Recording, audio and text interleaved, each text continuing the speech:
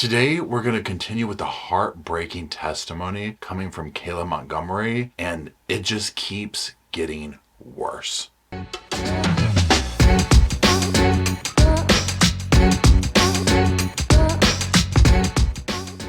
Hello, Sofa Squad, and welcome back to the sofa. Sofa's back there. Roscoe's on it. He's kind of blended in camouflage. He is guarding his little plaque and his portrait. My name's Paul. I'm sitting up front. Like I said, today is going to be part 2 of the testimony from Kayla Montgomery. So I highly suggest watching part 1 of this video, or the series, whatever you want to call it, before you watch this one, because it's kind of going in order. Now, what this case is about, this is the trial of Adam Montgomery, who has chosen not to go to court at all for this, and he is accused of taking the life of his daughter, Harmony Montgomery. Kayla Montgomery is Adam's estranged. They were married. She is not Harmony's mother. She was the stepmother, but she has turned state's evidence. Essentially, she pleaded out to lesser charges. It got a deal and is testifying against Adam, basically connecting the dots and whatnot as to what he did to Harmony. So that's a quick little overview there. The way this video will work is we're going to watch some clips from her testimony. And again, this is just parts that I wanted to highlight and talk about and speak to. Probably won't be as long as part 1, but I just wanted to get through the rest of this. The state is who is but the state is the one who's questioning Kayla in this video. And that's it. So what we'll do is we'll talk about it as we go. We'll have some final thoughts at the end of the video. This does come with a trigger warning. This does deal with a child. It's one of the worst cases I've ever heard. So just keep that in mind. Now, also before we do get started, if you want to follow Roscoe and myself off of the YouTubes, you can follow us on the Instagram. It's on the screen. It's in the description. Give us a follow over there. And let's go ahead and get into where we left off. So we left off in part 1 with Kayla and Adam Montgomery. They were in the shelter of this family center, and they had put Harmony's remains in the ceiling. Now, Kayla will say that with the building maintenance man coming to check on what the smell was, you can only imagine that Adam had taken Harmony's remains from the ceiling. He was in the bathroom with them. He is essentially trying to spend a couple of hours fitting her body into a bag. Now remember, regardless if her remains were in the ceiling, in the bag, in the bathroom, whatever, with decomposing bodies, the smell is horrible, but Adam had a solution to this. Let's hear what that was. And he asked me to bring the bag to his job. Where was his job at the time? Where was he working? At Portland Pie in Manchester. Can you imagine? Number 1, just doing this to begin with. Number 2, the workers, all these people who are like, yeah, we saw that. Portland Pie, and he has his child's remains at work with him.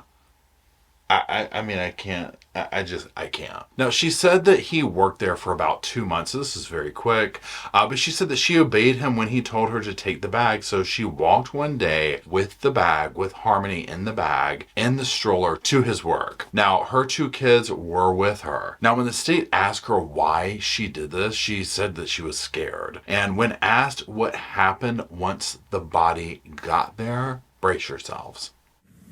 Because he told me that he put her in the freezer.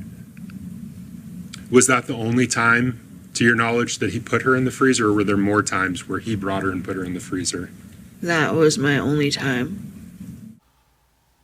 I'm speechless over that. This is a place. This is a pizza place, for God's sakes. Okay, he's putting her remains in the freezer. Look at all they're going through, toting this poor little thing around. Bless her little heart. I mean, zero respect for her in her life and after. Now, the questioning would go back to the bathroom at this shelter when he was fitting Harmony in that bag, specifically about the cleanup process and how Adam went about it. She said that Adam used ammonia to clean everything up, and his reasoning behind this was he thought it would cover up evidence and blood. Now, after they left the shelter, they moved to Union Street in Manchester. They had an apartment there, and they did not list Harmony at the apartment, but they did list her on their tax returns. How about on your tax returns? Did you list Harmony as a child? Yes. Can you tell the jurors why you did that? Because she lived with us for 6 months or more, and Adam told me to leave her on there Did he tell you why he wanted you to leave her on there? so that it would just show that we still had her living. I mean, so that I buy a little bit, because you would be like, in that situation, okay, what do we do? But I'm also thinking, don't you get like a tax credit and stuff like that for dependents? So is there like financial gain behind this? Because I'm sure they were getting money for her in many other ways, right? And using her as like a pawn for services and money and stuff like that. It's absolutely repulsive. Now, once they are at this new apartment, right, they keep Harmony in the refrigerator of the apartment. And this is when the discussion of dismemberment began. He wanted to get rid of her and talked about using a handsaw to do it and using a NutriBullet. It's like a blender that you can make smoothies in, or any kind of puree food item. Did she have to say the word smoothie and puree? I mean, and just up there like this, it's a blender that you can make a smoothie in, or a puree, or any food item. I'm like, how are you not gagging? I mean, I'm listening to it and I'm like, this is into Texas Chainsaw Massacre stuff. This is their little girl. I mean, I know it's not Kayla's blood daughter, you know what I'm saying? It's Adam's child, though. I mean, speechless. I mean, like, literally, I don't even know the last time I've heard testimony like this. Maybe for, what's his name? Joel, what's his name, who went home for Thanksgiving. I mean, just the way the nonchalantness about this and the fact that it's a little girl is absolutely sending me over the edge. Now, Adam said that the use of the NutriBullet obviously would, be a way to totally get rid of Harmony, completely make her disappear. Bless her heart. Now, there's also talks of using lime. And Kayla would say that a bag of lime basically appears. And at this time, Adam was in the bathroom trying to dethaw Harmony's body. He was taking her clothes off and he was trying to put her in this bag of lime. I saw Harmony in the bathtub, still folded together the same way that she was left in the bag when we took her out of the car. Now, Kayla would say at this point that Harmony was basically just like a layer of skin and bone, but she was all bruised up all over. And Adam was running hot water over her, trying to like take the clothes off, trying to unfold her. And he told Kayla to help him at one point, and she said that she did because she was scared. I helped him take the clothes off of her. How did he take the clothes off of her? By cutting it with scissors.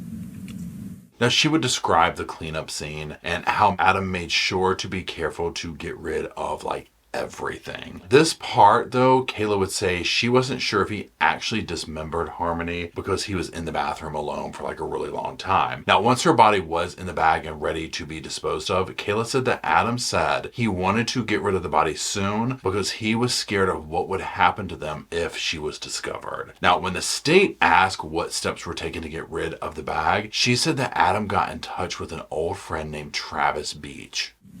And did Travis Beach ever come to your apartment? Yes. Did he come to your apartment with a female? Yes. Do you know that female's name? Brittany. And is that Brittany Bedard? Yes. Now, Kayla said that they went to a hotel with them one day and there was a U-Haul that was involved as well. The U-Haul would be used to dispose of Harmony. Adam would have Brittany rent the U-Haul because, number one, she had a license, but number two, he didn't want it to be in his name. Keep in mind as we're going through all this of how much pre-planning and forethought he puts into all this stuff. Of the taxes, the U-Haul, you rent it, put it in your name. I don't want this, I don't want that. He is really trying to cover his tracks with this as best as he can. Did he leave with the rental van at some point? Yes. Did he leave with the CMC bag at the same time? Yes. Now, she said that he left in the middle of the night and that he didn't say exactly what he was doing, where he was going, anything like that, because he didn't want her to know the details so that she wouldn't be able to tell where Harmony was and like basically know anything if this exact scenario that's going on now happened. And so that's the thing. I mean, he left her completely in the dark very intentionally. Kayla, where is Harmony's body? I don't know. And I believe her when she says that. I do not think that she knows where Harmony's body is. I don't think he ever told her. Now, what will happen next is the state will return to a different time. And they'll go back earlier in the timeline to, after Harmony, her life has been taken and whatnot. But basically to a period of time where Adam becomes convinced that Kayla is talking, telling on him, all that kind of stuff. And he gets ultra paranoid. Now, with his paranoia, he begins to abuse her. And I mean, he's basically, the abuse that he was inflicting on Harmony gets switched over to Kayla. Now, Kayla said that he would punch her in the head. She said that this was a constant thing that happened all the time. She said he was destroying everything in the house because he was convinced that there's like cameras and microphones, that they were literally being spied on. Now, he would also threaten her life if she ended up telling on him. Kayla would describe a couple of incidents where she would use someone else's phone to call her mom, and he would get extremely angry and aggressive and like beat up on her. And eventually she was like, I was able to get the kids and leave. And she goes through a couple of these things. There's like one person was a transport kind of person driving a van, and that she had used that lady's phone, and he saw this and like runs out there and like slaps the phone out of her hand. I mean, he was getting crazy paranoid. Because remember, all through this, he's number one, still doing drugs and all that kind of stuff. So you have that going on in addition to this dirty little secret of what you did, right? Your daughter's body is, somewhere in the house with you or wherever he's hiding it at the time. And so again, he becomes convinced of this with Kayla, and she runs and hides, right? And so I would say that's part of his downfall, but there's so many other things that were colliding with this, because Kayla kind of stood by him for quite some time. I mean, yes, she was afraid of him, obviously. And this is something that, again, she saw what he did to Harmony. He would have probably no doubt to do the same type of thing to her to keep her quiet. Now, I'm not making excuses for her, because I do think she was probably a little bit more hands-on in some of the stuff against Harmony than she's letting on to be. And I'm not talking about the acts afterwards of hiding and whatnot, but I'm talking about along the way. Probably she wasn't the nicest stepmom is what I'm getting at. Now, one thing to keep in mind is, remember, Adam and Kayla have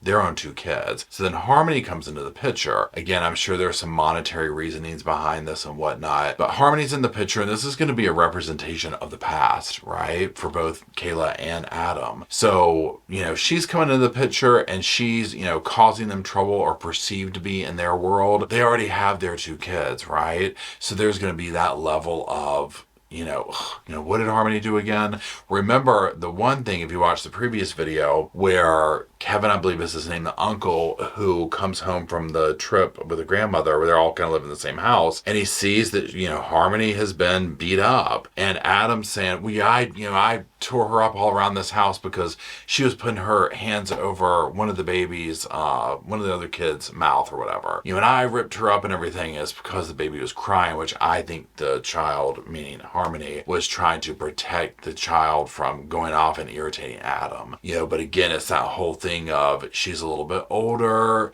than the other kids. She represents his former, girlfriend, wife, whoever she was, Harmony's mother, all that going on. So I feel like Harmony was being treated like the redheaded stepchild in this situation. She probably got worse treatment than anybody else. And then again, when she was gone, Adam switches all this paranoia over to Kayla. And you hear Kayla up here, but again, with, I'll say this because I have very mixed feelings about Kayla, obviously. Number one, yes, I'm glad she's up there testifying, right? I don't know what it was like to live with Adam. I can only imagine it was horrendous, right? But leading up to it, there's so many things that I'm just like, was there not a way to stop or something? And again, the nonchalantless. I don't know if she is currently on some kind of medication that is making her come off like, yeah, we're going to use a NutriBullet. That you're just like, that's completely horrifying. I get she's on the stand and she needs to get the information across and she gets weepy at times. but I'm just not sure if I'm buying it is probably the best way to say that. So there's that. Again, glad she's up there now. Hopefully it can help put him behind bars for the rest of his life. I mean, at this point with all the other stuff he's, copped to and gets sentenced to, the man's never going to walk out of jail/prison, whatever. Kind of surprised he's still with us. But time will tell on that. So anyways, that's it. Let me know what you think about all of this. What were your opinions on Kayla? Do you believe her? Do you think there's way more to her story that she's not letting on because she basically can and she can get away with it? I'm curious to know. Now remember, I think she has like maybe 8 more months left or something. She's done a little bit over a year, I think, in time for her plea deal. So, she got a slap on the wrist. Literally a slap on the wrist. But again, only Adam knows what happened to Harmony, and again, that's absolutely disgusting that all the stuff he did, that he can't give her a proper burial, or allow people to, you know what I'm saying? So anyways, that's it. I appreciate you being here. If you're still here watching this, we will do a live chat, so just make sure you're subscribed to the podcast channel, because we'll be talking about this, especially once the verdict comes and that kind of stuff. So anyways, that's it. Thank you for watching. Roscoe says thank you. He says drop some silver plaques and blue sofas down in the comment section so that he can go talk about his plaque and show off. I'm thinking about ordering one with his name on it and just giving him his own. He has just been going off about it. Anyways, that's it. I love you guys. Thank you very much. And until we're down in the comments on the sofa holding that little silver plaque of Roscoe's, we'll see y'all soon.